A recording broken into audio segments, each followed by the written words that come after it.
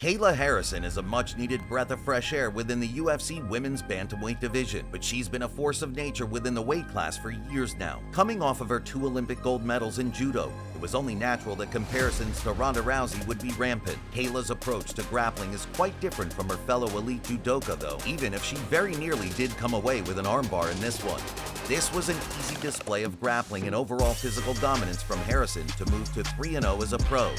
Easy work. It was business as usual for Kayla once again when she took on Morgan Fryer, remaining at lightweight for yet another string of fights prior to the division's tournament. She got the takedown quite easily here, dominating top position with little to no effort before eventually securing a key lock for the tap. Harrison might have weighed in at the same mark as these other women, but her physical strength was simply on another level. Fryer had absolutely no chance of getting back up once Harrison got her down, and this is a trend that would continue through her run. The PFL lightweight tournament was up next for Harrison, and with $1 million up for grabs and the odds makers backing her heavily to win the thing outright, Kayla could not have gotten off to a better start. Once again, we saw her easily close the distance on her opponent here, dragging them to the mat before going belly down on an armbar that her rival had absolutely no answer for.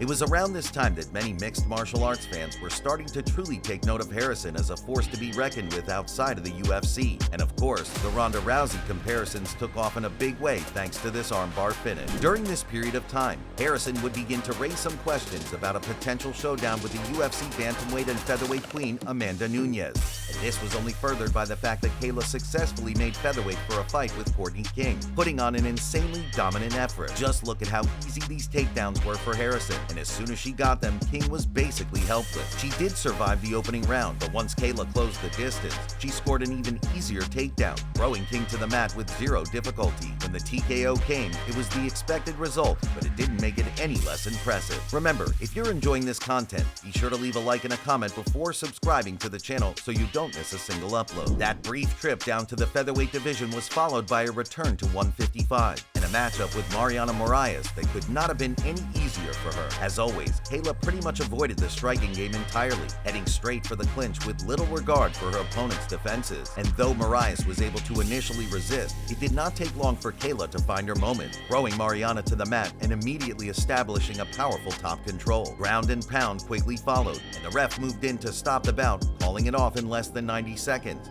Even by Harrison's standards, is a pretty rapid finish. Cindy Dandois was among the most experienced fighters that Kayla had fought up to this point, given that she had a solid run in Invicta and had also made a walk to the UFC octagon. But early on, after seeing a few glimpses of Harrison striking on the feet, Dandois made a crucial error, shooting in for a takedown on Kayla that was easily stuffed. Her timing and distance management were way off on this one, and by the time Harrison saw it coming, she was able to sprawl and quickly find her way to a dominant position. Before the round was out, Kayla was in cruise control, finding the armbar yet again and causing a pretty painful looking hyperextension to Dandois' limb. The armbar was quickly becoming the signature move for Harrison, so it was fitting that she used it to move to 5-0. It was once again another totally dominant and completely effortless performance from Harrison when she took on Jenna Fabian, getting an easy takedown before unloading some hellacious ground and pound.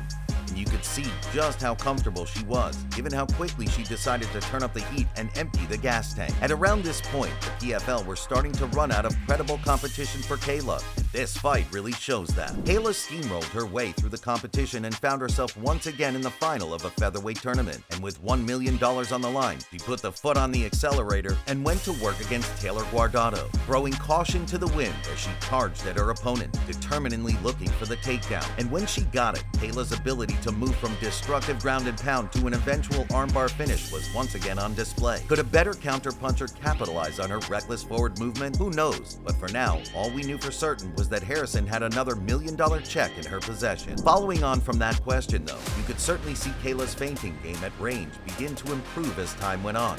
When she took on Caitlin Young, her ability to disguise her takedown attempt paid off in a big way. Harrison might be one-dimensional to some degree, but it doesn't mean that she's easy to stop. Once Young found herself on bottom position, there was virtually nothing she could do to survive any longer. Harrison once again found her moment to begin unleashing ground and pound, and the referee was sensible to know that Young was not getting out of that position. No chance. There is just so much raw power to everything Kayla does well. Don't get us wrong, there's technique there too, but her ability to look very comfortable on top is a combo of strength and skill.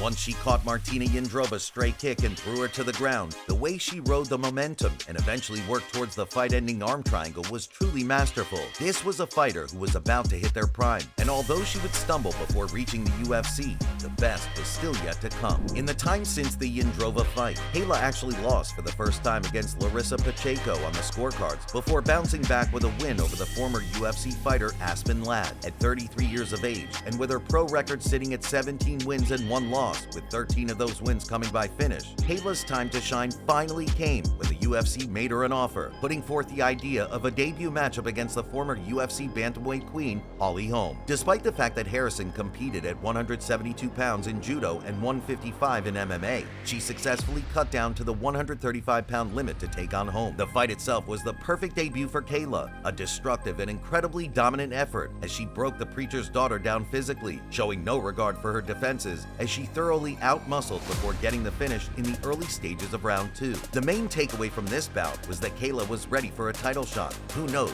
if she can, in fact, win the belt? Then perhaps a clash with returning Amanda Nunes would be on the cards.